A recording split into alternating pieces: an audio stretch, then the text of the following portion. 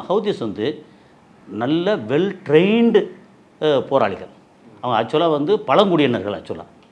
Okay, அதனால் இப்போ திடீர்னு வந்தாலும் அவங்க வந்து அந்த மண்ணின் மைந்தர்கள் பழங்குடியினர்கள். அவங்களுக்கு ஃபீட் பண்ணுறது வேணால் ஈரானாக இருக்கலாம். ஈரான் ஃபீட் பண்ணால் இவங்க உடனே வந்து ஆயுதத்தோடு தூக்கிட்டு கிளம்ப மாட்டாங்க. அவங்களுக்கும் ஒரு உணர்வு எல்லாம் இருக்கா.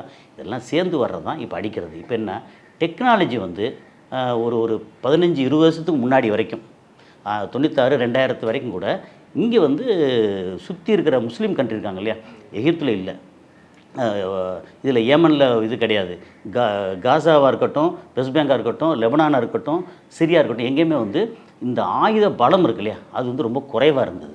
ஹவுதிஸ் கிட்ட எல்லாம் சுற்றி இருக்கிற அத்தனை முஸ்லீம் கண்ட்ரிலையும் குறைவாக இருந்தது.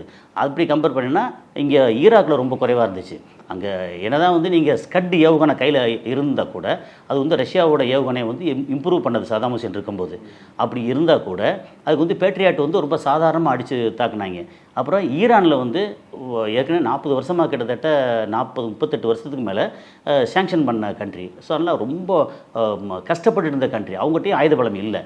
ஆனால் ஒரு கட்டம் வரும் இல்லையா, அவன் வந்து என்ன பண்ணுவான், நமக்கு இவன் எதிரி ரொம்ப மோசமாக இருக்கான் அப்படின்னு சொன்ன உடனே நீங்கள் வந்து விவசாயம் பார்க்குறியா, சாப்பிட்றியா, இண்டஸ்ட்ரியல் டெவலப் பண்ணி மக்களோட வாழ்வாதாரத்தை பெருக்கிறே இல்லையோ, ஆயுத பலத்தை பெருக்கணும் அப்படின்னு ஈரான் வந்து பயங்கரமாக ஆயுத பலத்தை பெருக்கிறான். அவன் ஈரான் வந்து ஈரான் நாட்டுக்கு மட்டுக்குமான ஆயுத பலத்தை பெருக்கலை.